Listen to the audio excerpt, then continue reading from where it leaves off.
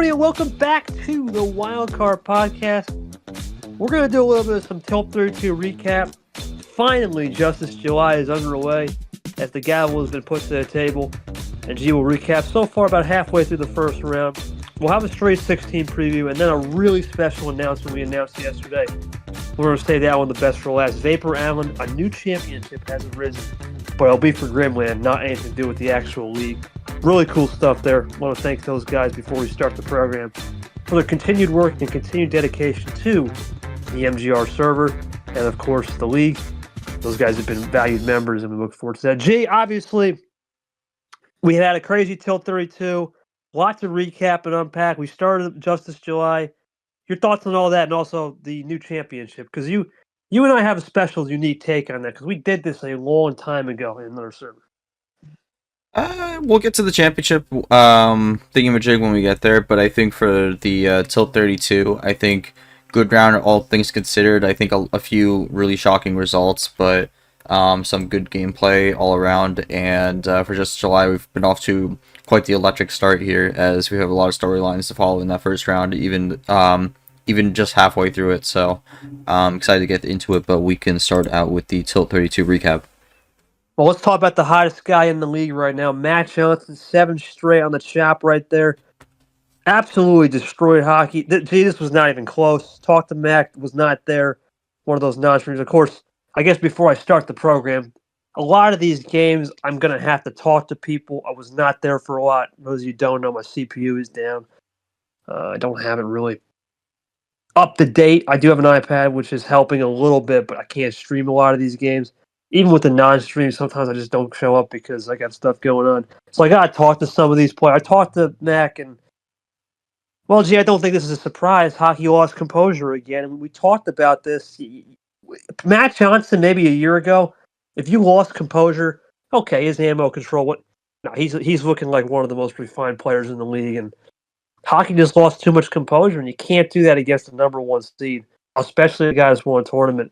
Thoughts on Mac winning pretty comfortably in hockey, what he's got to do for T5, because it's been an interesting season, to say the least.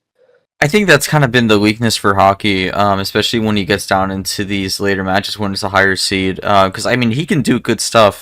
He was in the D2 championship last year, and, I mean, he did technically get into D1 this season through a replacement spot, but he's had a pretty solid season for his debut, but I mean, again, some of these issues are definitely holding him back, and I think it came to light here again. Had a pretty good round of 60 or split 64, but Tilt 32 just nowhere to be found. Mac actually becomes the first winner of the season to not go one and done after they won a tournament. So Mac moving on here and looking to go on another run of his own. He has definitely turned a new leaf in the league after the big run he had in Movie May.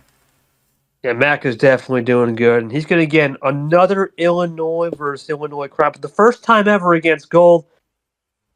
I don't want to talk about this game. He was not there. I heard some very bad things with the stream on this one. A lot of these games, unfortunately, were marred by just weird stream YouTube issues. I want to thank JT for at least trying, but I talked to LSA. He's like, man, that delay killed me. I just couldn't get into the rhythm. And we talk about this, G. Delays are bad, you know, especially when things you just don't understand. We've been having a lot of these issues. I feel sorry for James because a lot of these guys were sitting ducks this round. It was just such weird issues with YT or people showing up just a little later than usual, and James bit the dust here. Nothing he can do. Neither player showed up late. They just had to wait, and I think Varigold has just had more experience with that. Really nothing to say. I don't got much. I think you had to help out this game too, if I'm mistaken. Fix that.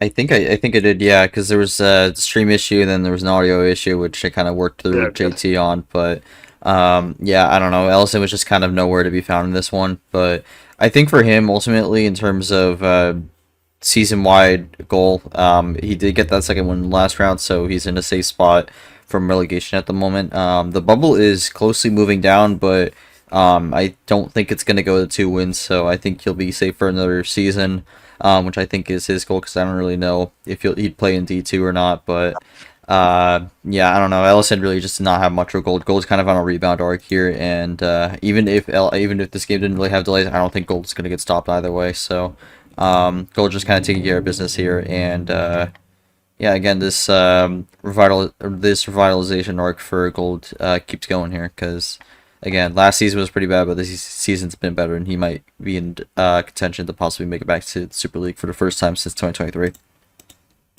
Yeah, very good for Gold. We'll get Mac, Illinois versus Illinois. No, not a rematch, but this is something that both players have been familiar. Obviously, Peter, the other Illinois member of the league, to an extent, Ed Ziemba, but we'll see how those two do. Ironically, that's kind of funny. 2 tournament 3 winners, 23 and 25. That's a rare feat, actually. I didn't think about that. Something else. Okay, we'll keep that in mind for the stream game tomorrow, and I'll let Seth know. This is probably the second biggest storyline G out of this round, in my opinion. It's Charles Sanford losing. That is a massive L because he had the opportunity.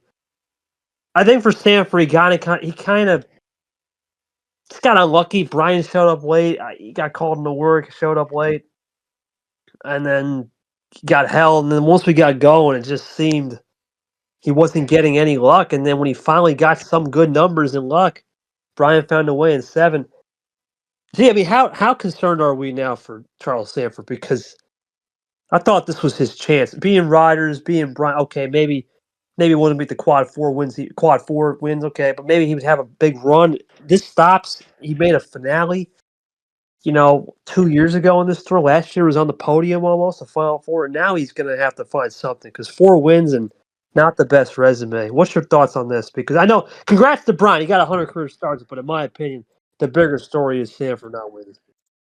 I think the biggest thing for Sanford now is his second loss that's going to go down as quad 4 for the season, which is really not going to help him. But I think the alarms that got to be sounding for Sanford at this moment. I think his hopes for the playoffs are really in desperation mode at the moment. He's going to need a big tournament 5 if he wants to find himself in the bubble, because I'm not even sure if he's going to be in the top 25 when we get to the reveal show once again for post-tournament 4. So it's a very, very dire situation in the Sanford camp right now, but we'll have to see what happens. But Brian, a huge, huge win, gets the second win of the season, and launches himself out of the relegation picture for now. So really good stuff to Brian. He has an opportunity to make his first round of 8 in his career. So maybe a good opportunity for Brian to do something similar to what Mac did in the last round, where he goes on an absolute burner run, or last tournament, and going like an absolute burner run potentially.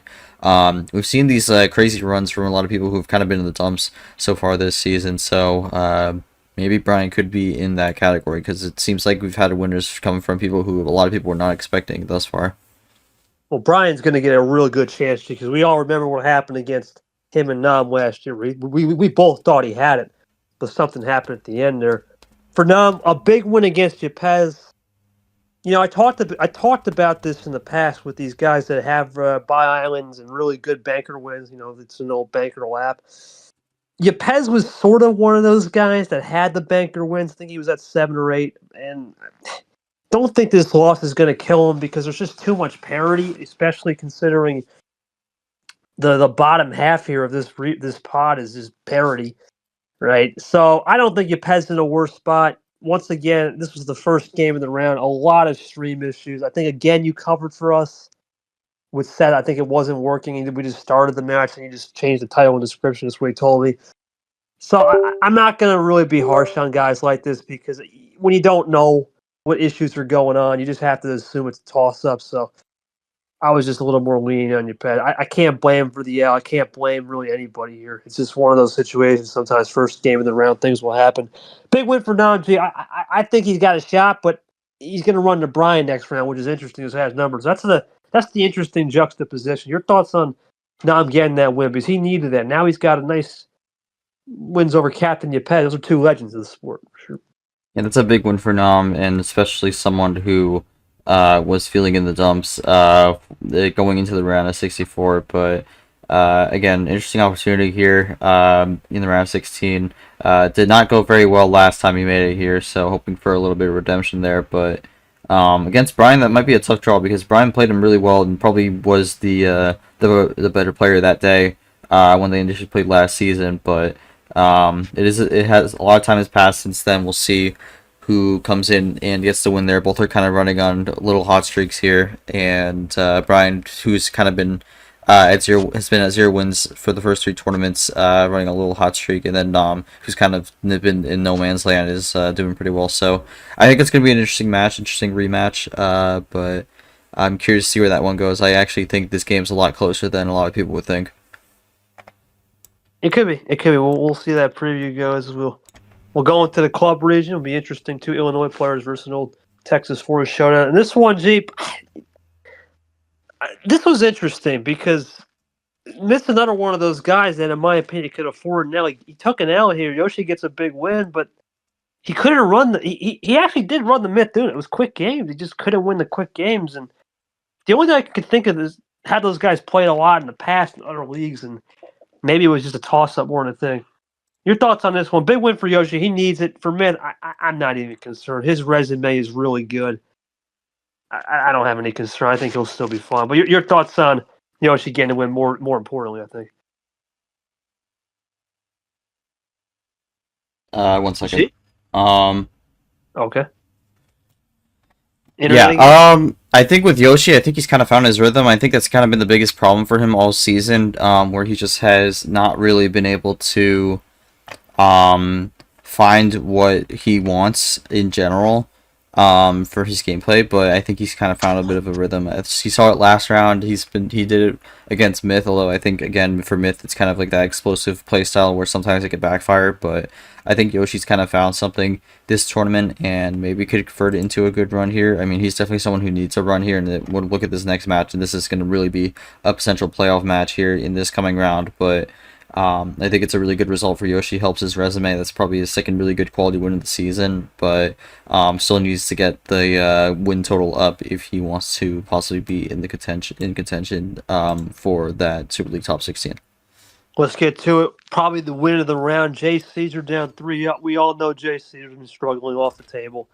Drip was in full control of this game, and then he found a way to reverse sweep it. I talked to Drip, and both guys really talked to Caesar. Congratulations on him, sixth player to get to 100 career wins regular season, straight regular season only. I mean, he's never made Super League, so it's a straight 100. Probably the least accomplished player to have 100 wins in the regular season, or 100 career wins in general.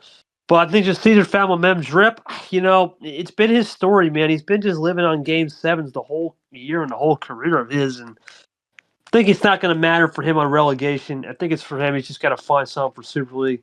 He talked about at least the Elite 8 next tournament, if not Final 4. I think that's a good mindset to have because Final 4 puts you at 7. That could be enough. Elite 8 could put you at 6, but could be enough depending on the wins. But yeah, I think Steven needs to win here more, of course, G, because we had the DQ win over Steven, and then he needs some build momentum, and he finally got massive match with him and Yoshi coming up. Both guys really in a playoff battle. Your thoughts on that playoff match ahead, and Caesar really just keeping his head in the game and tough moments off the table?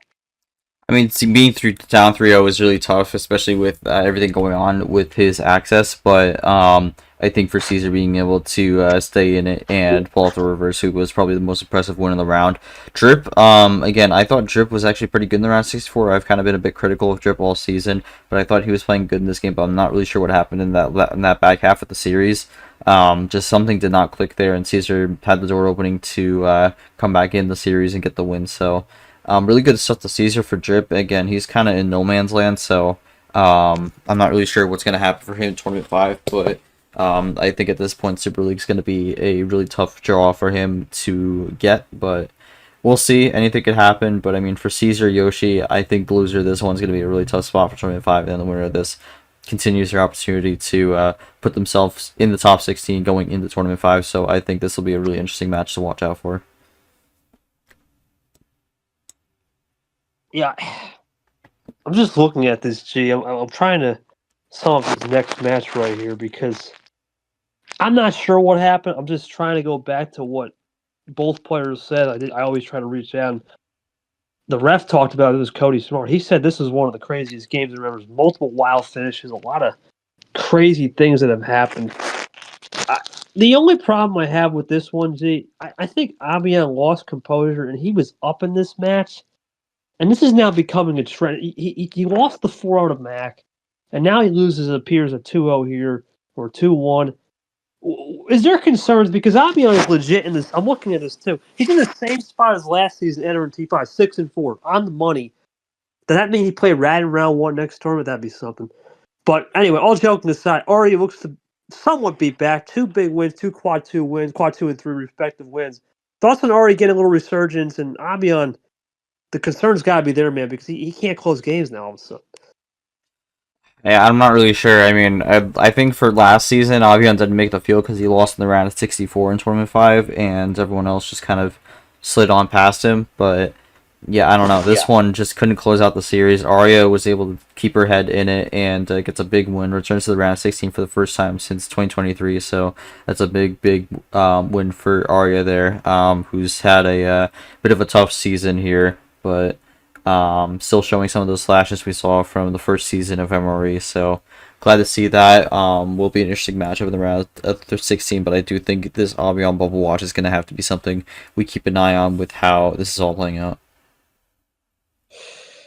Yeah, something's got to change, man. Something's going to have to change for Robin. He knows it, too. He knows it. He's going to have to go to work. Now, Brad and Sting was a rematch, and unfortunately, it's once again just classic. Got Sting's number. I don't really know what else to say. It's just Brad has the number, and Sting tried and just couldn't come up with a victory. Not much to say here, G. Sting, really safe. I mean, he's at 4 wins. He's probably closer to SL than people think. So I think for him, it's definitely trying to get to that E8 next time out. For Brad, he said in his quote, he's back. I agree. He's back. He seems to be back, and it's happy to see for Brad because he is a guy that can heat up at the right time. We saw last year in T3, and he rid the wave to a really good 11-win season for sure. Yeah, I mean that's a good win for Brad because he didn't want to go out in this round, especially after the first 2 tournaments being nothing and then T3 being that big burst. Because if he went out here, that would have been trouble for him. But gets a good win, beats Sting. Sting kind of in no man's land at the moment for Super League, but Brad continuing his path to make it back, and it's gonna be an interesting match against Arya, who I think Brad has a lot more to lose than Arya here in this situations. But I think this is going to be a really good match between someone who's had a really good 2023 season, someone who had a really good 2024 season. So I'm excited to see this one, and should be a good one. So again, a lot of these matches in this straight 16 are actually going to be pretty good storyline matches. So I'm excited to see them all. Yeah, it will be an interesting ones. We'll go into, I guess, more of a message here before we get into this game. Monkey, if you're listening to this show, man, you know what you did. I'm not going to harp on it, right? But, gee, I think the problem with this is the number 1 player in the league, right? You know, he tried to commentate a game, and then he was at I don't know, some store. I think it was a Walmart. I don't even know. Some store. Let's call it some store. You know, he signs up, then he's in there, then he leaves mid-call. I think the problem here, G, Monkey lost the game before even playing the game. I think when you're just in that mind frame and mindset of, hey, you know what? Play a little bit cleaner in a sense, right?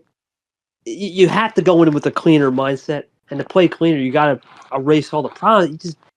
I don't think it was the Monkey we knew. And now he's going to catch a break similar to Myth.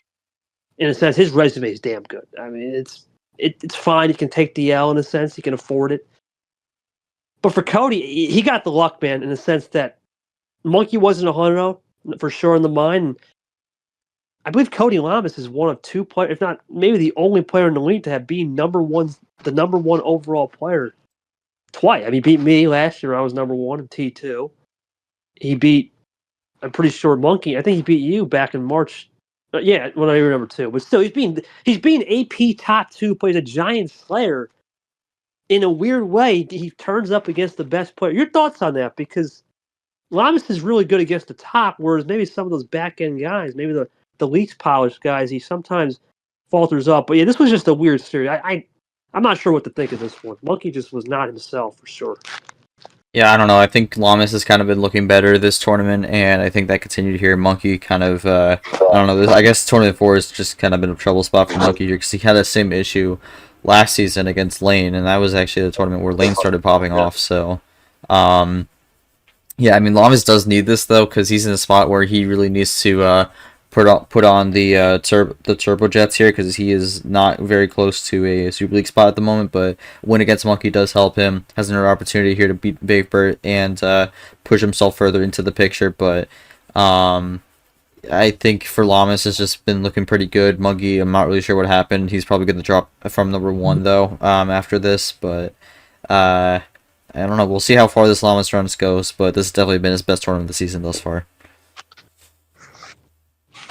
I mean, congrats to the Llamas for Monkey. I don't even think it's about being number one, G. I think it's just more come back into T5 with just that clean, fresh mindset for sure. Well, Llamas will get a rematch of him and Vapor. This was a weird one. This took over a 90-minute or something, ridiculous amount of time. It just seems to be the Acosta way.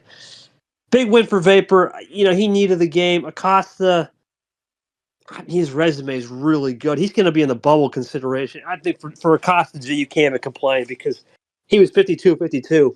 He was 52 card pickup every single time, and now he's cranking in the top 20, maybe even around the bubble. So your thoughts on Acosta on the bubble for Tifa? He doesn't need much with his resume, and Vapor getting that win because he needed one for sure. I mean, yeah, again, Vapor's kind of been relatively consistent this season. That is a good quality win to help him out because I think that was a struggle spot in his resume coming into this match. But yeah, I don't know. Acosta, the long matches, again, that was kind of his downfall in the last two seasons. So to see him kind of go back to that again was a little bit weird. But Acosta's still in a spot to possibly make Super League. I think he's might be on the outside at the moment, but there's a chance in Tournament 5 if he can keep up what he was doing in Tournament 3 and a little bit of Tournament 4 with against Allen. He could be in the hunt, but for Vapor, I mean, he just keeps the consistency up here. And yeah, I mean, in general, he's been really consistent, and that win does help him a bit. This next match is not really going to help on the win side, but it will help him on the getting another win and getting consistency and making it even further as well. Because I think he made the round of 8 once this season, if I'm not mistaken. Yes. But has not made a Final Four yet in his career, so he'll be looking to try and do that for the first time. So I think that's really going to be the goal for him at this point because I think he has a good amount of wins at this point to stay afloat in the top 16. He's at 7 right now. So I think right now he's really looking to break through that regional final and make the Final Four because. Again, he's 1 for 1 in this round so far this season. He got past round 32, which has kind of been his trouble spot, but yeah, I think Vapor's in a pretty solid spot right now, but we'll see how this match goes against Lamas. Should be a good one. Yeah, Vapor, he is in an interesting spot because ironically, as you said, maybe not for good for the resume, but a good win in a sense, just his confidence because his resume is. I'm pretty sure every win is quad 3 and 4. Let me just check. Yeah, so he except for one quad. Yeah, he's gonna. No, actually, it's all quad 3 and 4. So this it doesn't do anything for resume. It's gonna be a conference thing for Vape for sure. We'll see what he can do. I mean, G, what can you say about Lane Sanders? He's been basically I with Toaster Guy, another guy we'll talk about a little later. He needed that because that's his first quad 2 win of the season. Still has yet to look for a quad 1 win, but first quad 2 win of the season. Is this basically Lane Sanders on the Yepes Sanford type story from last year where just keep winning, baby? That's it, just win. Because if you're not going to get the resume, we've talked about this, it's very hard to deny somebody with 9 or 10 wins. Well, nobody's at 9 or 10 wins yet. Because of that, it's very hard to deny somebody with maybe 8 or 9 wins that has that kind of resume just by default. So your thoughts on Lane? Andy, he did get the win over Camaro. He's got some good tiebreakers. I think he'll be on the bubble, but the upper tier of the bubble for sure. And he's going to be on the bubble here. I think for him, it's really just trying to make the field, which he's close at the moment. He did make the separation from Logan this tournament, so he has to jump over him. And then for Lane, I mean, it's another win in the table. That's probably his best win of the season so far, so that does help his case. Could have another opportunity here for a good win here, but he also wants to add to the win count at this point. So I think for Lane, it's just win the match. Doesn't really care who his opponent is. Just win the match and you're fine. That's what he's been doing so far. I mean, because Andy's a pretty good win quad 2, but Zach win not really do much. But again, I think he's more focused on the quantity over quality at the moment, which is not a bad way to make sure you're in the field at least. That's all you can ask for. I mean, maybe it doesn't help you with resume for buys and whatnot, but it gets you in the host. That's what matters. And G, you took care of Goldie. Really, I think that was a game where I look back at it a little bit. You just seem to have a little bit more of the luck there. I'm not going to lie on some of the games, but at the end of the day, that was just a weird one too. It started off extremely weird with something going on with the time, man. I don't even know, but when we got through that mess, it seemed to just you seemed to have a little bit more in the tank and was able to split some looks and got the win. Pretty solid thing, and you'll go to a top 11 showdown. You and Lane going to be I believe, the highest ranked game of the round coming up. That's going to be interesting. So your thoughts on that? I think that would be highest ranked. Yeah, I mean, in terms of the game, it just started earlier. There was a little bit of confusion there, but I think since it was non-stream, it was a little bit less. I guess it's just kind of how that went, but I think that's ultimately just water in the bridge. But yeah, I don't know. I think I had above average hands at worst for every game, so that really helped me. I think for Goldie, she did the best she could with what she was given. I thought her 2 wins she got were pretty good. I was one away on both those wins as well, so I really kind of had the control in the cards there, and that's not always the way I love to win, but I'm not gonna say I don't want that because again, a win's a win. But yeah, I guess it's good to get out of this round because didn't make it out last time. But interesting match against Lane. We'll see how that one goes. Big opportunity for Lane though, because if he does beat me, that's a huge quad 1 win. It would be. Lane definitely looking to make it happen. You and Lane will be, I believe, like I said, I believe it's what is it, 4 versus 11 in the old poll. So I think Mac and Gold another one. I think it's 119 now, so 411. The average is better for there. That's the only 2 games that are going to be ranked. We go to the next match. This is this really just KT 2.0, Peter 2.0? I guess Peter 1.0, KT 2.0, Nick 3.0 on the March winners, because this is just the same playbook. It appears from the last 3 win March and just kind of take it off. But this one, I don't know. A lot of delays, a lot of issues. It was that Saturday. Can't really blame anything there. BC needed the win for sure. That's a massive win. He's back in the hunt. For Nick, I don't know. He's got a good resume. He can probably rely on that this year a little bit more because we don't have enough guys that are breaking to the top. But yeah, this is the same story for Nick. It's really from Peter and myself's playbook. Just win March and you're kind of just there. Thoughts on that? And a big chance here for BC now because all of a sudden he's back in the hunt, getting through that first, second round in a long time. This is big for background. I mean, this is the good thing about having that consistency to make it out of the round 64 because as long as he was able to keep that up when he broke out of the round of 32. That would be big because he already has the groundwork to possibly build up a Super League case, and I think out of the rookies, he definitely has the best opportunity to make it in. Gone, I know, has the good Tournament 2 run, but his future is a bit uncertain at the moment. Background, we know, is good to go, so I think in general, background, massive win. That's going to be a big help on the quads as well, getting a win on number 2 overall. So I think this is a big moment for background in his season and could be the turning point. And I'm going to tell you, this is I'm not going to say talk about the other match yet, but in terms of his straight 16 match, this is probably my favorite match of the entire round, and we'll see why in a little bit. But it's going to be quite an interesting one because if background could make it past this one again, he's in a really good spot to possibly be in the top 16 at the end of Tournament 4. Yeah, we'll see how this one goes because it's going to be Tapir versus BC. The old, what was that? D2? Yeah, it was the first D2 finale. Yeah. I remember being there for that one. Yeah. Oh, before we get to that, DJ Kerr's Tapir. I said this could be a sneaky game for DJ to win. It was up 2-0.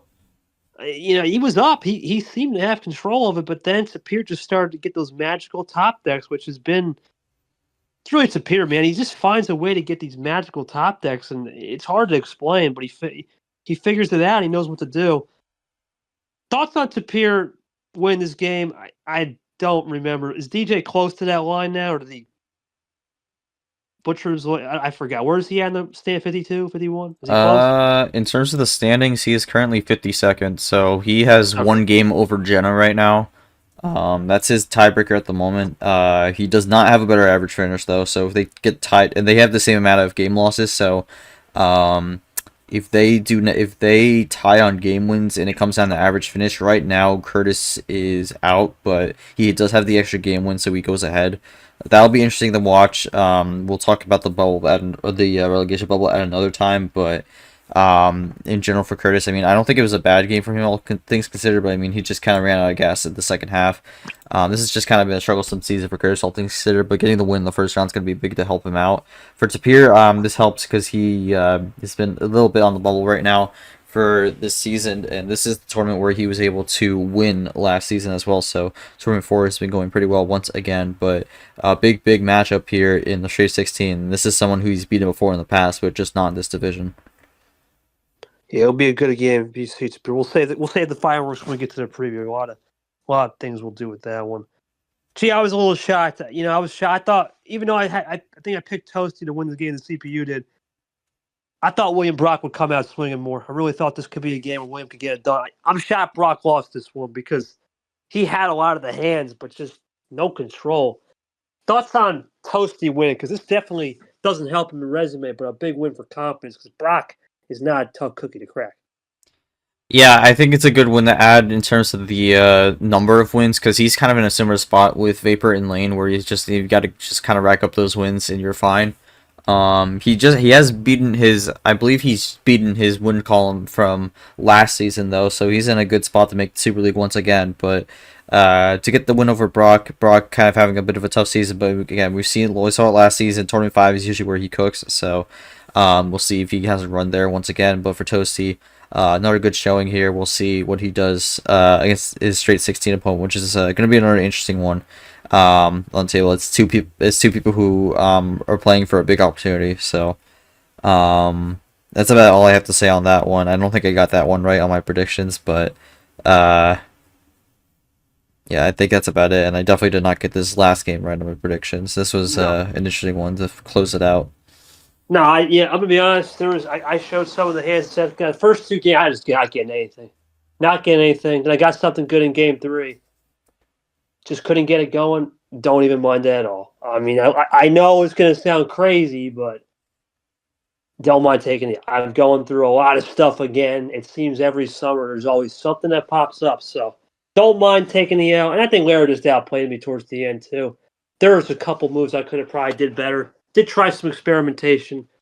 Did learn a couple things with the bot, but regardless, no, he did the right thing, man. He played exceptional. He figured out a way to really just stop me on ammo when I couldn't get any. He just figured, okay, stop me on ammo. The best way to do it, do some split and try to go backdoor. And I couldn't respond to that, so I'll have to use that in my playbook moving forward. Don't think this is going to affect me, G. Though I probably had the best resume. At least the guys that haven't won a tournament, or maybe even the guys have won a tournament, because I was up there with Monkey. So it probably the one guy could probably afford it, and doesn't matter as long as I make the field. You know how it is with me.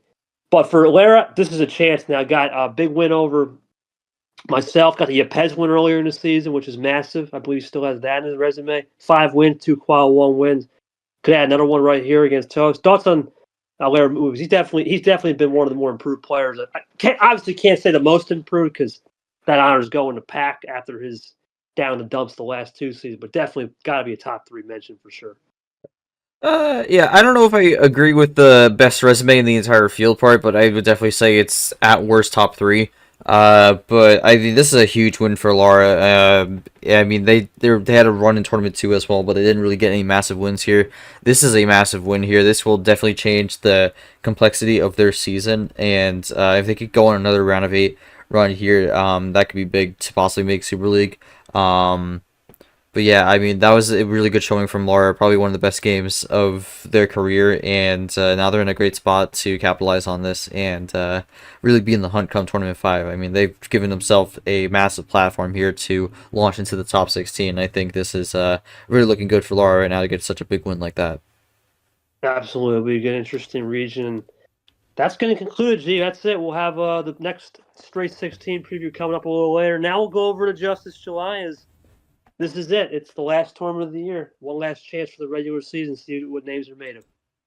Get us through it. Let's go. Oh man, this has been quite the round so far. We've had 19 to 20, 19 to 28 games completed, so a little bit more than halfway. But this has been quite the round, to say the least. Because we talked about coming into this tournament, the bubble for the D2 championship, going to be a big talking point here, and I mean the entire bubble just straight up won. Everyone in the bubble category from 7 to 13, except J Money, who has not played yet. I'm not sure if he will play, unfortunately, but every single player, Bob Ross, Gio, White Spider, Taco, Joao, and Mark, all of them won their round of 64 games. That's going to make that round of 32 really, really interesting. And it's going to make that bubble even more tense because they're putting the pressure on each other. So everyone in that group went out and did their job. Two players who had massive shocking upsets here. We'll start with the top. Luke lost in the round of 64 and probably the best match of the round so far against Six, who gets a big, big win to get their first career win. Still a far away, still far from the LCQ or the playoffs, but that's a big momentum shift for Six because wasn't able to do much in tournament 3, but a big win. Luke played really well. Both gave it their all, and Luke's probably going to end up 33rd in the final standings for that one. But I mean, that's going to be a devastating blow for Luke because now he has to wait and see whether he'll be a top 4 seed for the D2 Championship, which I know that's what he was looking for. I mean, your thoughts on Luke with that one, especially with the bubble winning, and we'll get to some of the other people coming up in a little bit. But I mean, your thoughts on that one? I'm not sure how much of that game you watched, but it was a really good match. No, I didn't watch anything, man. Been very unfortunate. It's limited. I said in the review show you needed to go out there and do some psychological warfare. I guess he said everything right. Just got to go put it on the table. But if he lost in a barn burner, then that's what's going to happen. A little shocked that he lost to, was it a rookie? But to second appearance. All right, so basically a sophomore in a sense. Yeah, it's I don't know. Now he's going to have to hope for some things because remember, it's a little bit different at the top. There was guys on the Bye Islands.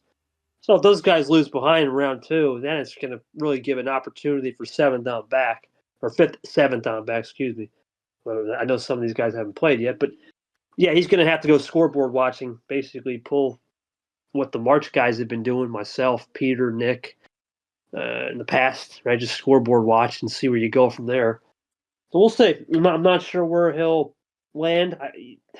I think right now he's praying that Cody and Red, they all tumble, and then by process of elimination, you might be okay. But yeah, it's not a good position to be in because especially down there, you really got to win. There's no resume to back it. There's no quad system. So it is a little harder. He'll go on the scoreboard watching for sure, man. That's it. That's all I got.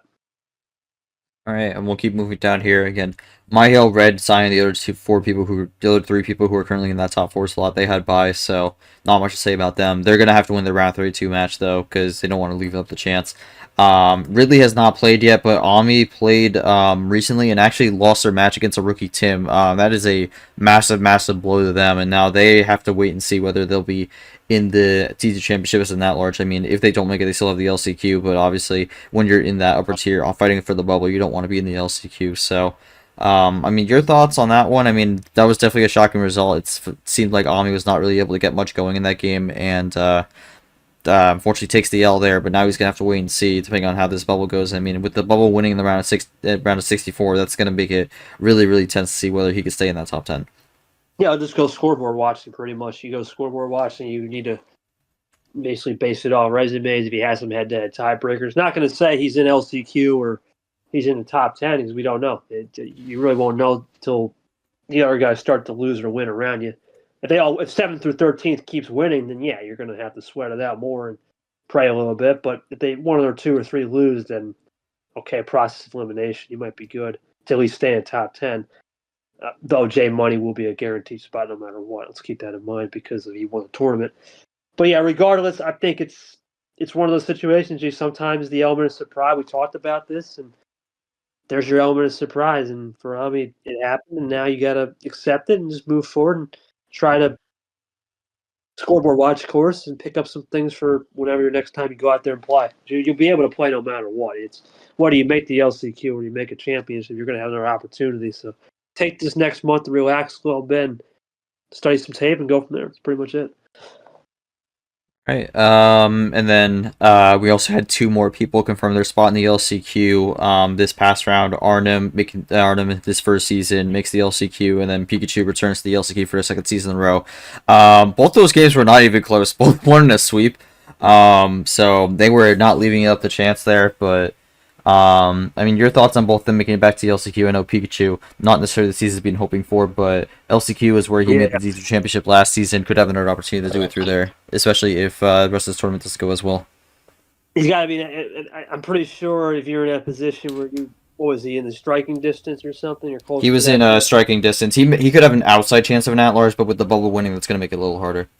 Yeah, at this rate, if the bubble keeps winning, if everyone keeps winning, there's only one thing you can do.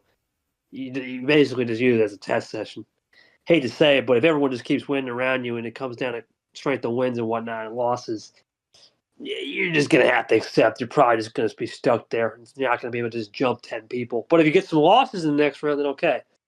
Because then it gets a little bit more of an opportunistic approach. But yeah, it's probably, unfortunately, it's going to be a case of just you kind of did the business. You got your LCQ run now going and get prepared for that, barring a lot of upsets here. But you never know. You do a little scoreboard watching, schedule your game, control what you can control, and just go from there. That's about it. Sure. Right. Anything else to cover here? I mean, yeah, I mean, if the people who haven't mentioned, Evan won the opening match against Pirate in a stream. Evan now has a playoff game in the round of 32. I think he's the only person who has a playoff game right now. Everyone else is still at 3 wins or less. Clint won. Clint's at 3 wins now. He's 2 away from the LCQ. Had a good win over Jamie, so did a good job there to get the win there. Not leave any room for doubt on that one. Uh, short beat Leah, but not the D1 Leah. Leah formerly known as Lucas. But quick name change there. Not Short won that one. He's trying to get closer, trying to go for another Jeep run to possibly sneak into the LCQ for the second season. And then, I mean, okay, I think this one we have to talk about here.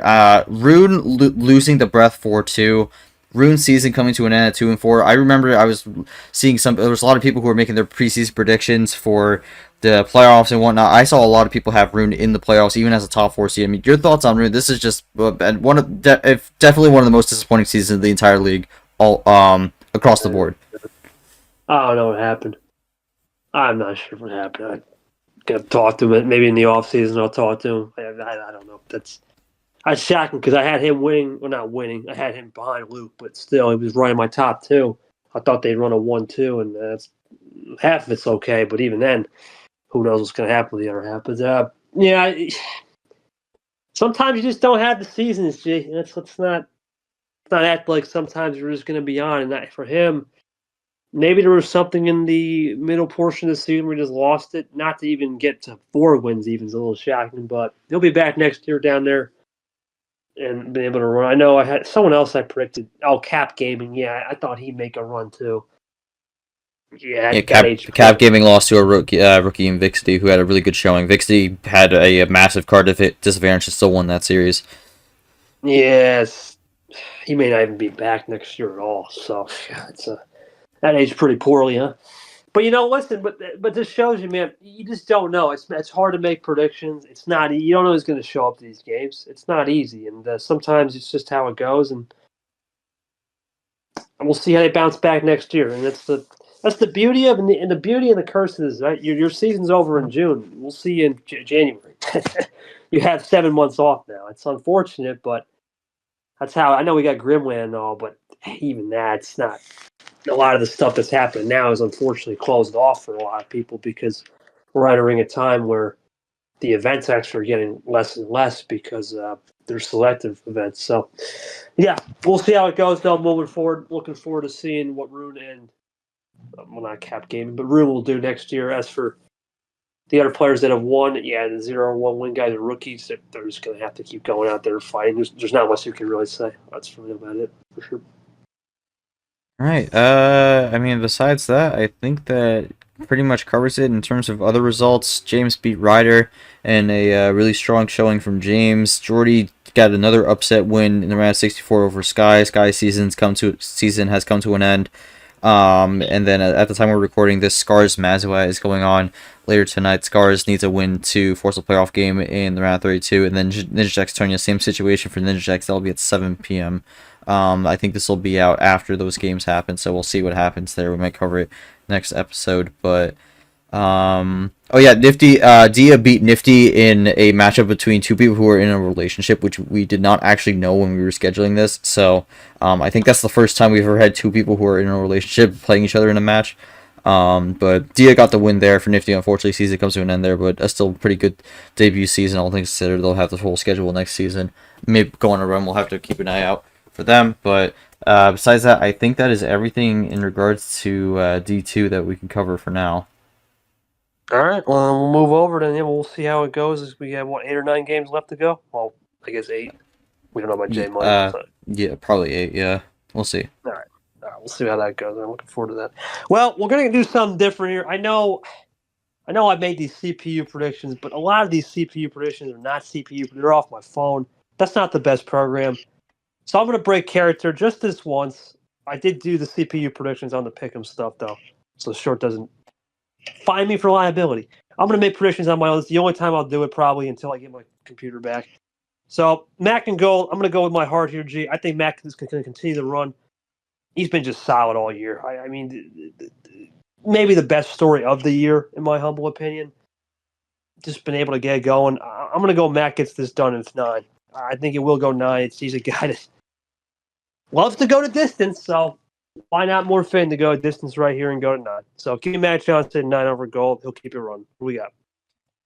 I'm gonna agree with you here with this one. I'm gonna go with 5-3 here. Mac's just kind of been riding this house money mentality for a while now, and it's just kind of that infectious energy that's kind of been keeping him going here. I think Gold has a good shot to win this one, but I think with Mac the momentum is too much right now. And it just does not really feel like it's gonna stop anytime soon. So I actually have Mac winning this one, going on quite the run here as he makes his case for top 6 seeding here after what was a breakout tournament 3, and just kind of keeps exploding onto the scene here. Mac moving on. Who will we get? Nam. This is a tough one because Brian did have Nam's number. But I think that was a different time. That was with a lot of scheduling issues. I think Nam's grown up. He's grown up before my eyes. I'm going to go Nam in 9. I think it'll be a closer game than people think. I think Nam has been able to find a little bit more this tournament on isolation looks. Brian, he said it himself. He's been getting lucky a lot of these games. And he's been using that luck to his advantage. Only so much luck you could have before it runs out. I feel like Nam's going to have a little bit more to take. Give me Nam in 9. What do you got?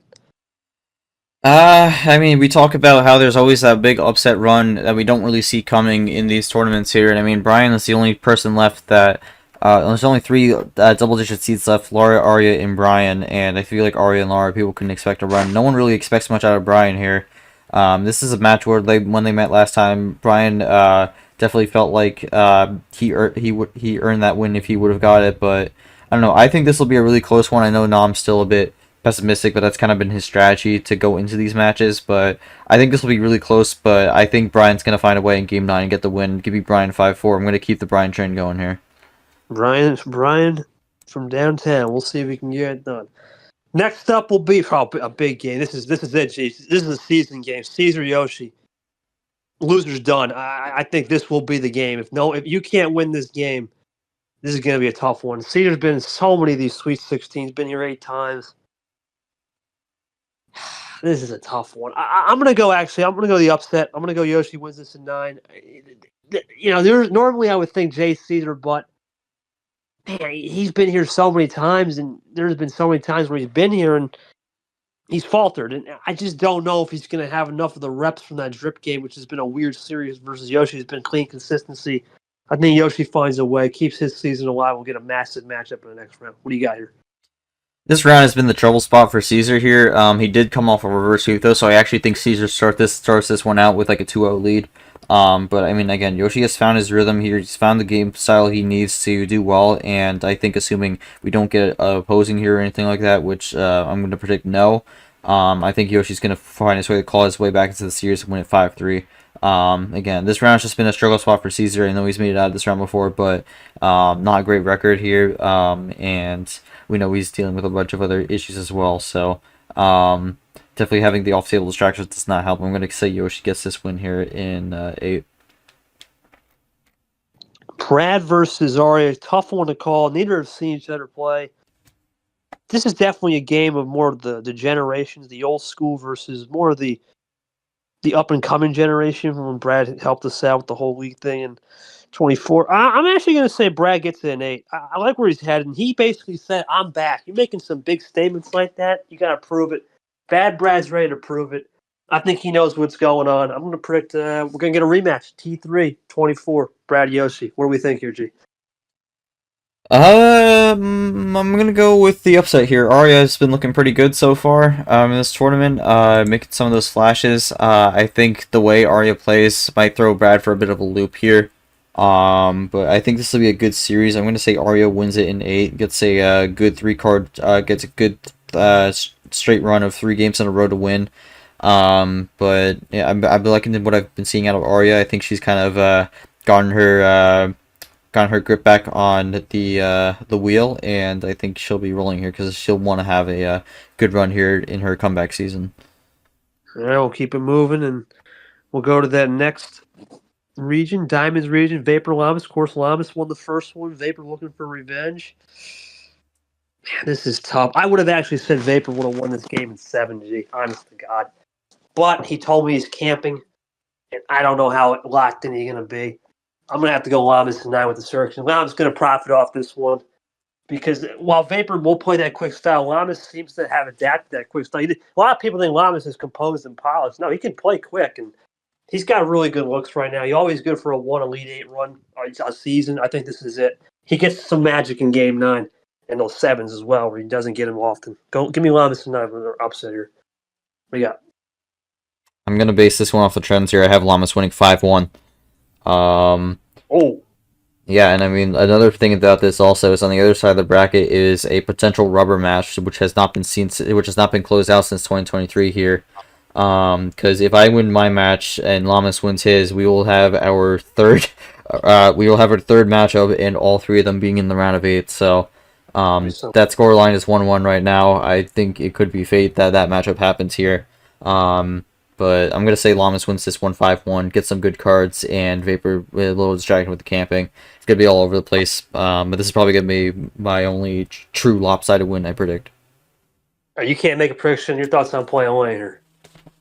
Going to be interesting. I think Lane's going to have a game plan going in. I'll have my own game plan, and looking forward to this match. I am going to have to play while in Connecticut, though, so that might be a little bit of a distraction, but I don't think it'll be too much. I think hopefully should be fine, and I'll know what I'll be doing going into that game, and hopefully can execute. Lane needs this game more, but I would have said you would have took this maybe if you had a better rep, but you did get Braded a little bit with the resume. Got hit with some things with the quads. I think it will be you Lamas round 3. I'll give you an 8, but would not want to underestimate this guy, Lane. He's been the definition of vanilla ice cream all season. He's been just very vanilla, right? No drama, no stupidity, right? No Instagram DM, none of that. He's just been just clean, right? Cut. And I think, no matter what happens here, he's in a good spot. Even if he takes a quad 1L, he needs something in that category. I think he's going to be pretty much in quad 1, barring something silly. So now he's just going to have to find something in T5. So I'll go you and Lamas round 3. We'll put the trilogy on the board. Well, G, you said you were going to give it to you here because you've seen this one before. Background to Pierre. What do you got? It's a crazy one. Oh man, I love this matchup so much. This is a D2 flashback here. This is this is a D2 finale, but this is the very first D2 finale. This was the 2024 February Flurry Final 2. Tapir won that tournament in that match 5-2. So background, we're looking for some revenge here. Now he's in D1. This is a great match. It was a good match back in 2024. I expect this to be a good match in 2025.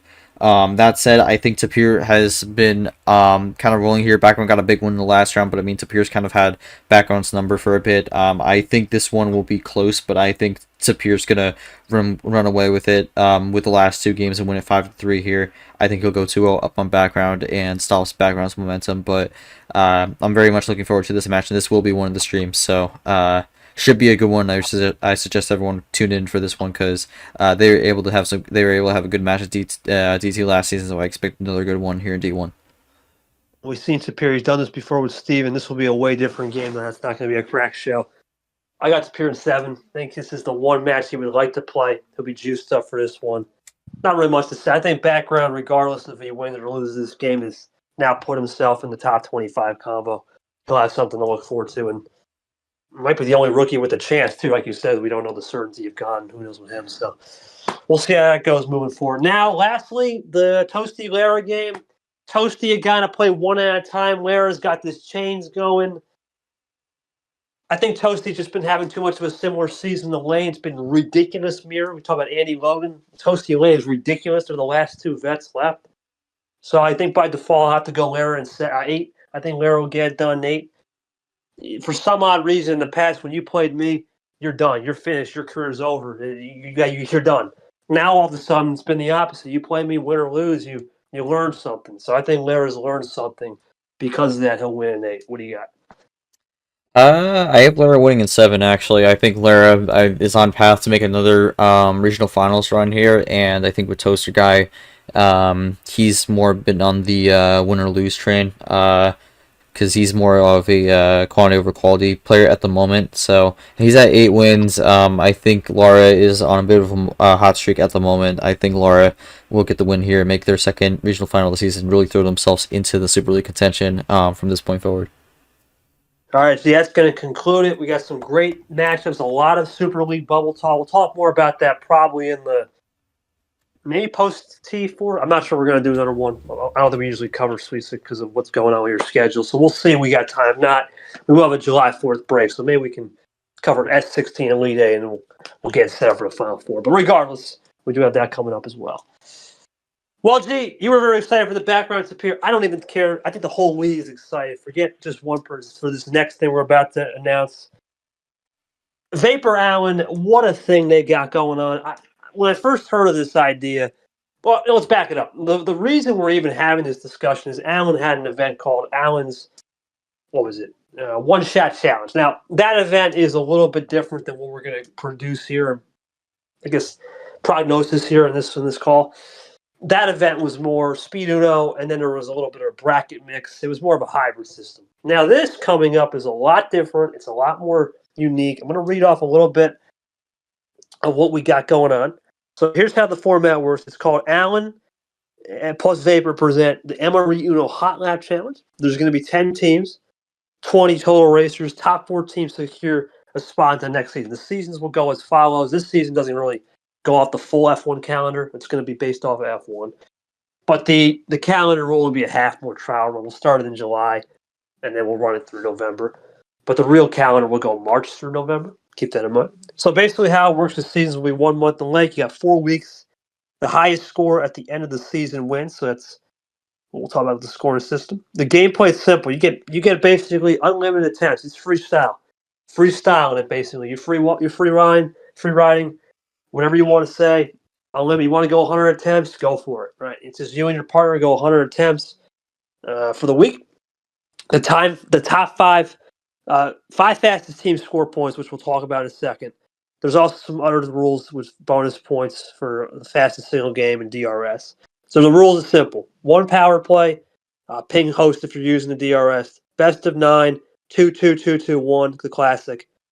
And teams may use 1 DRS power per week. If you exceed, it's going to be a time penalty. I believe it's 30 seconds. Yeah, 30 seconds. Yeah, 30 seconds. Mm-hmm. I'm just reading it off. Yep. And the weekly scoring will go as follows. 8 for first, second gets 5, third gets third, fourth gets 2, fifth gets 1. 1 fastest point for the single fastest game of the week. So let's say someone does a 15-second game, and that's the fastest of all. You get the free points. You're a constructor. I'll read off another thing, too, to keep in mind what Vapor told me. There will be other things to keep in mind, as in we could spice this up a little bit. They could add a little bit more extra things, such as you can't communicate. Communication is allowed. The max points you could get if someone can do it is 36. That means 8 times 4. And then the 4 fastest points, that's the max you can get in a month. There is no drivers' championship. It's all constructors. So it's the 10 constructors teams in the F1 championship. And I'm going to read off those confirmed teams right now. And let me just go to the server real quick. There is a server. So Vapor and I are going to be on McLaren. So we're going to represent the Papaya. There's a reserve driver thing. So if anyone that doesn't sign up, how that works is Vapor explains. You can be a reserve and you can go to another team as a replacement. In the sense if one of the players can't play, you just pop in there. They have to stay out the whole week. You just come in for the week and then they rotate. It's the reserve driver role. But That's a little bit more back end stuff. So it's me and Vapor on McLaren. It's going to be Pirate and Taco, one of the new guys that just joined the server in D2, and Ferrari. Andy Lee, a classic combo at Mercedes. Now I'm in captain at the old RB, the Red Bull. And then Marcus and Clint Green, oh boy, at Williams. That should be interesting. Caesar Tago at Aston Martin. The old Haas factory will be Lemon and Joao. Racing Bulls will be Golden Alex, Alpine. King of Red and King of Pink. I'm not sure if they're related, but they're friends, I think. That's something to keep in mind. And then Sauber will be Evan and Key. So those 10 teams will run it for the 1 month that will start June 30th, or I don't know, whenever they start. I think it is June 30th. Yeah, the count, 30th. And then we'll run it to July 23rd, 24th. We'll gather all the points up, and then Alan and Vapor will announce the winners of weekly. There's going to be some weekly leaderboards. There's going to be a lot. It's just a whole lot of fun, G. I mean, your overall, I guess I'll give my overall reaction second, but your overall reaction first to what we got here. Because we played this a long time ago back during Victory Lane. It was a long time ago. But this is a whole nother level for sure. Yeah. I mean, you just read down the teams. I think the interesting thing is we have some newer people here, but we do have someone who has not actually registered a league start yet, and that is Pink. So King of Pink, actually. So he'll be teaming with Red. And if you want to be technical here, that adds another country because Pink is from Japan. So Japan-Vietnam combo, that'll be interesting. I just wanted to point that one out because that is the only person who has not registered a league start yet. But and you see a few interesting names. Alex, of course, currently on suspension for the league, but is still good to go for Grimland. I believe this is the first event within Grimland of the year. This is not a technically a Grimland event, but it is technically like a side championship. So good to see Alex back. And then, of course, some of the newer people. Pirate joining up. Dilemma and Joao, I think, could be a good team as well. But then you also have some of the good stuff as well. With you being involved, Captain Nam could be pretty solid. And again, you and Vapor Caesar teaming up. Tago. Caesar Tago, I think, will be good. But you, Vapor, teaming up, they were the original fastest of the Grimland version of this event, which I think had some flaws in terms of a format. But I mean, I think this works better. But yeah, I mean, I think as this is like a little side championship thing, I think this is good for people who really want to play more. And definitely want to have like a different perspective of gameplay, because this isn't necessarily Uno, but it's Uno used as a tool for something else. So I think this is pretty good. I think this format works better than what the bracket-based version of this was, and I think this will be good to have a little championship going on, and especially with all the different teams and the unlimited attempts across the week to get the best time, like in a leaderboard. So, I think this is a good event. I kind of dipped into it a little bit. Have the Stroll nickname, Lance Stroll, F1 legend of interruptions, but I mean, overall, I think they came up with a good format. I pitched in for one or two small things. I think I mentioned 10 teams would line up with F1. I think originally there was 8, but had good interest there. So we have 10 teams, 20 racers. I think the reserves drivers is good as well, because that gives technically, when you think about it, that's really 30 slots to be able to play, because then the reserve drivers have an opportunity to be involved as well in case someone's busy that week. So I think that's good. I always like the events that have more available spots, because it gives people more of a chance to jump in. And I think the seasons being bite-sized. I mean, right now, season 1 being 1 month long, I think is perfect. I know the league wise, those seasons are pretty long sometimes. Those could be definitely a bit of a grind, but this one I think is more condensed, and I think it works out really well, especially with it being based on your schedule with your partner to be able to do your times for the week. So I like this format a lot. DRS, we'll have to see how that one goes. That could end up getting a few tweaks depending on how that ends up working out, but I think overall this will be a pretty good side event, and maybe we'll cover it every once in a while on the show. Yeah, maybe not at the end of the week, maybe at the end of the month or something. Now, Jay, I have to ask a question though. You gonna ever compete in one of these? I know you're not a guy to do these events, and you're not a guy to do practice. You have a different approach, but this is different. This is like you said, it's not Uno. It's very different. Would you ever see yourself maybe competing in one of these? Maybe you don't gotta compete every month, just a month, maybe. Your thoughts? Well, I would not have been able to do this season because I'm too busy in July. But I week 3 and week 4 would have been completely cooked for me.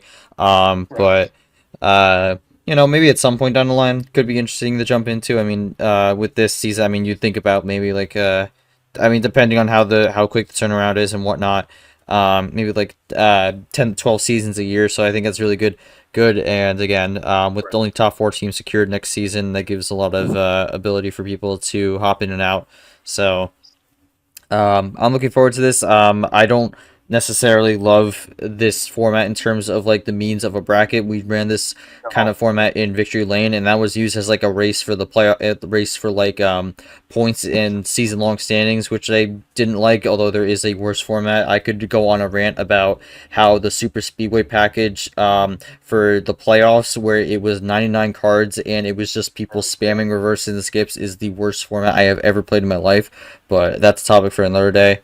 But I think this is a side event for those who are interested. Not necessarily like the league format, but a little side thing. I think this is great. Gives people something to do. And again, we have some new people jumping in who are interested, maybe per season down the line. And again, we have another player who hasn't even registered a league start who is on the team. So could see some more players jump in for this being more of a specialty kind of league. But I think this will be interesting to watch out for. And again, we could probably do season recaps every few episodes at the end of each month and just go through how the season went and whatnot. So I'm looking forward to it. But I mean, before we wrap this up, I mean, I guess my question is, I know you technically have a hand. You technically have what's the phrase? You technically have your hat in the ring for this. But if you have to look at the teams right now, who do you think's the current favorite to be the overall constructors champion at the end of the season? For July, if I'm not going to pick myself, that's not how we do it here. Even though we do have a lot of, we'd probably be the odds-on favorite if we went to the betting odds for sure because we won that one. I'm going to have to go Nom and Cap. I think those two are very quick, very speedy. They're going to have a chance. A sleeper, if I had to go with a sleeper, you know what? Give me Andy Leah. That's a sleeper because they both can play quick. You would have think CJ, Chicago Caesar, but remember, it's about communication, and I don't know if they had the best communication. It's really going to be the art of communication. I think Andy Lee have known each other a lot in the past. In a way, it's kind of the top three real teams in real life in F1. Mercedes, Red Bull, McLaren aren't really the top three. Ferrari's right there as well. So that's kind of funny. But yeah, those top three I think are going to have to be the favorites, I think. But as far as basically, I would like to do this I'm not going to do every season. Of course, I believe our reserve driver is Allen, so our team is really stacked. So with that being said, I can see myself doing this a lot though in the future because remember I'm hosting, right? And I need a little bit of an escape from reality. This is not Uno. It's not stuff you do normally. It's more how you type speed. And the one thing I do learn from this event, which is a little bit crazy in my opinion, that I can actually apply to the real life game. You think, well, what do you apply, Kay? There is one thing I did notice. It is the art of just the cards. Remember, you can see each other's cards. How Vapor and I did it while we won that event. We're not going to tell all the secrets. We know each other's cards, right? And you understand how the bot can be sometimes on what the ammo distribution is and what it's like in this format. You just keep that in the back of your head. So I pick up on little things really to play. But I won't be there every season. However, at the same time, let's say we have a full calendar, I'm going to probably do this 7 or 8 times next year. If it's fun and I enjoy it, why not? It's not because it's like you said, unlimited attempts. If Vapor and I want to say, okay, I have no free days available the whole week, but I have one free. Well, then if I have a free day, I'm running 50 times. Let's do it, right? That's what makes it really intriguing. It's fascinating. If it was just okay, you only have 10 attempts for the week, then I don't know if I would do it as much. But because you can really sacrifice your whole week and just have one day where you can just run the whole thing, run the whole gauntlet, why not? So I'm looking forward to it. I think it's great for the league. I know we're probably going to have a podcast pretty soon on maybe summer break about announcing a lot of Grimland shit. The whole project's going to be under renovation. There's a lot of good change. It's going to really affect the league in a good way. It'll affect both divisions. It'll affect everybody coming in new. However, I'm very happy with Grimland overall. It's been a great success. Obviously, I'm the organizer of this server. I know G helps a lot, but it's really me. Let's face it, because I'm really just someone kind of in the background, fixing any like small issues that are going on. But this is for me really of course, it's fun to play. There is one event. There is one G you might be interested because it is that one Brad's bundle event. We're not going to talk too much about it, but that one maybe he'll get a little more interested because that's a possible thing we could be introducing soon. But I'm looking forward to it. Real quick before we sign off, the rest of the season goes. Obviously, Evan's got his tag team event right now. We'll be back with the final stage of KT Classic playoffs, which has already been renewed. Nick's Regional Rumbles, Rune Open has been renewed. Allen's event did not get renewed, but his Vintage Showdown did get renewed. And I think one more event. Brad will have to pick an event to be renewed. That's the only. And Yoshi's Crew Battle. Yoshi's Crew Battle also renewed. The rest of that will go KT Class, then we're off, and then we go to Earthquake. Gee, you remember that one? The old Earthquake. That was the 2023 Super League group stage, just Classic 10 to the Final Four. I did love that format. That was a great format. I do miss that one, so I do want to play that one. Then it'll be the other event that we talked about, Brad's Bundle, which is we're not to say too much about that, which will be interesting. Then the season finale of at least the normal events will be CG Grand Swiss's Cap Gaming. He'll run a Swiss event. That's it. Then we'll run over to Vapor Vision, which will be Vapor again. He'll run his 10 exhibition matches. The more and more I think about those matches, the more and more I think about those are bowl games. Those are like the bowl games at the end of the season. So I'm looking forward to the bowl season right there a little bit with Vapor Vision and getting to run it. But yeah, I'm excited, man. Grimland it's really for the fans. It's for the people. It's for the show. It's not really for myself or G per se to play every event. It's more for the guys that are new, want to learn. Because let's face it, you're new and you lose round one. You probably don't want to play for maybe right after, but you do want to get back in the swing within a week or two. I get it. So I'm definitely interested to see how that will evolve moving forward. And I look forward to having more events.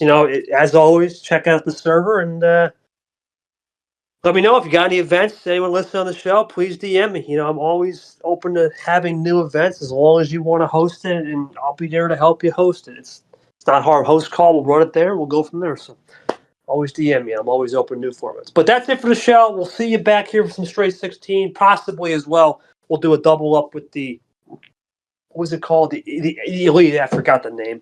Established State. Established State. We're establishing the hands. The Established State. We'll probably double up that. And we'll let you know. I guess we will probably then, because the time we get back, we'll probably be in the week 2 of the Allen Vapor thing. So the Hot Lab Challenge. And we'll probably give you a little recap. We'll do a little recap on that and see how it goes. And maybe some other things. We got some fun things coming in the server. We have a KT interview coming up soon. Art's going to host that with ProCheck. I think you might be there as well. I think helping him as well. I think he's talked about that a little bit. So potentially. Yeah, and obviously it's you got to wrangle me in a little bit. Can't give me a leash and run for 5 hours. We're gonna make sure we wrangle me in and not be here for 5 hours. But regardless, though, looking forward to some other things going on. Summer break will be here soon for July 9th. I hope everyone enjoys their 4th of July. So the next time we talk to you will be probably after, or maybe just before. We'll let you know. But enjoy that 4th of July weekend. Thank you guys. Check us out, Grimland. We'll put the link below if you want to check us out there on the main servers as well. Appreciate Mickey for one last shout for helping out with the promotion side. And until then, check us out on YouTube, and we'll see you back here for the next episode. Have a great day.